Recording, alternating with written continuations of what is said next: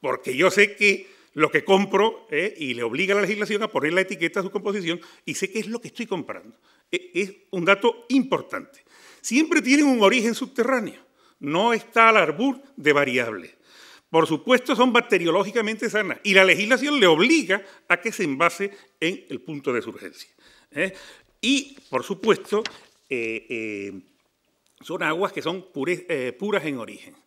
La gente de Zaragoza, el consumidor en general, sabe que el agua de la red, que es de toda garantía, no es igual, como digo, que el agua de Verí o el agua de Ribagorza. Ahora está cerrado, pero me imagino que pertenece a un gran grupo, abrirá rápidamente, o el agua de Vilas del Turbón, Panticosa, o el agua de Jaraba, o el agua de La Manzanera. Y hay que tenerlo en cuenta. Estas eran unas consideraciones que quería hablar en relación a las aguas que nutren.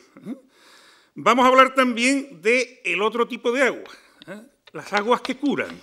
¿Cuáles son? ¿Qué son aguas que curan? Pues para nosotros algo también es importantísimo al hablar de las aguas que curan, son también aguas que tienen constancia de composición. Y desde un punto de vista formal, pues una definición de agua minero-medicinal es la que tienen en la proyección. Aguas que por sus especiales características se han acreditado oficialmente como agente terapéutico y han sido declaradas de utilidad pública por los organismos oficiales competentes.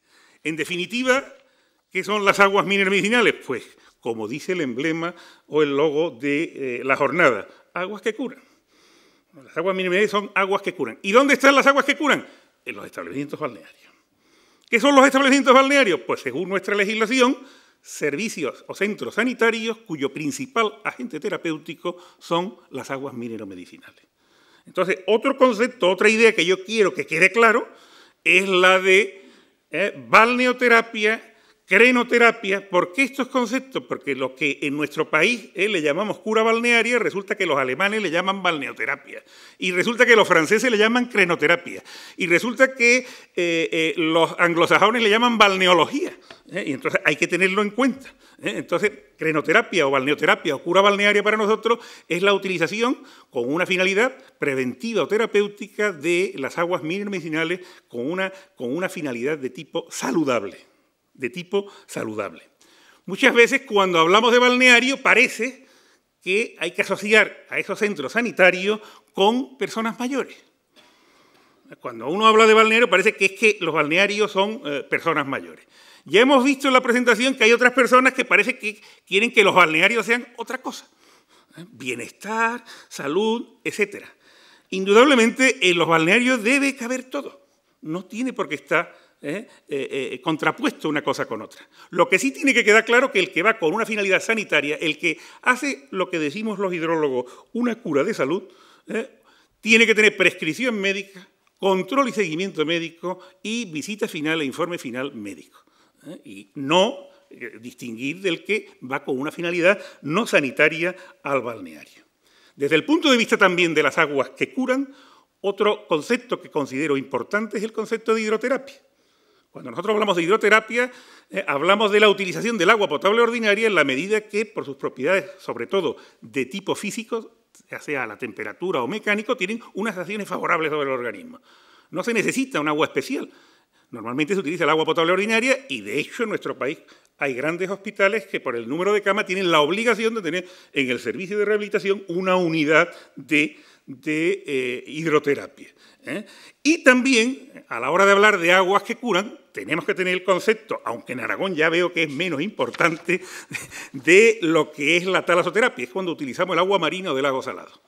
Junto con otros factores como son el clima marino, las algas, el lobo marino, etc. Pues bien, de todas estas facetas del uso del agua es de lo que se ocupa nuestra especialidad, que es la hidrología médica. Pero, indudablemente, desde el punto de vista de la especialidad, lo que tiene verdaderamente importancia son las aguas que tienen constancia de composición, es decir, las aguas minerales naturales, que ya hemos visto que son el 96% de las aguas que encontramos en los lineales, y las aguas minero-medicinales, que son las aguas que encontramos en los establecimientos. Esta era la primera parte de la intervención que queríamos tener. Ahora es el momento de hablar de la evidencia científica. ¿Por qué la evidencia científica? Porque en un mundo donde los recursos están cada vez más limitados, hay que verdaderamente demostrar que está justificado utilizar esta serie de recursos, tanto en aguas minerales naturales como, es decir, aguas que nutren, como en aguas mineromedicinales. ¿Qué ha ocurrido en los países de nuestro entorno? Pues en los países de nuestro entorno en que el sistema, por ejemplo, de termalismo social, como en Francia, depende del Sistema Nacional de Salud, fue la propia administración la que se dirigió al sector y le dijo, miren ustedes, nosotros creemos que el termalismo es algo que verdaderamente merece la pena. De hecho, es un invento el programa de termalismo social francés de la época del estado de bienestar, es un invento de la posguerra, cuando no había problemas de recursos, había más recursos, más salud, y se puso en marcha el programa de termalismo social. Pero hace aproximadamente 10 años se dirigió al sector y le dijo, miren ustedes, en el momento actual, estamos hablando de hace 10 años, el gobierno francés daba una media por termalista, una subvención de 420 euros. Nosotros tenemos una serie de necesidades y se hace un esfuerzo para que nos demuestren que está justificado hacer este desembolso o tenemos muchas prioridades y tendremos que atenderlas.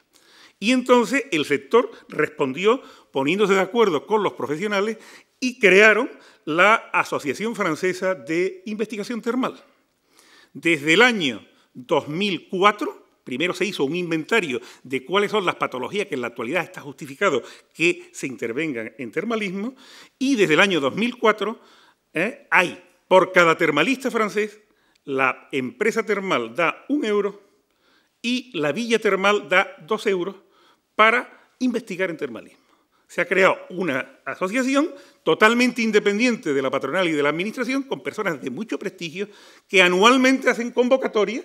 Ya hay una cantidad grande de convocatorias y en la actualidad eso genera, al tener 500.000 termalistas al año, una bolsa anual de 1,5 millones de euros para investigar.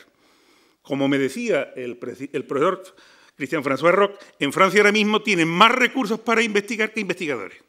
Pero eso ha hecho que haya importantísimos ensayos clínicos que justifiquen ese desembolso en termalismo.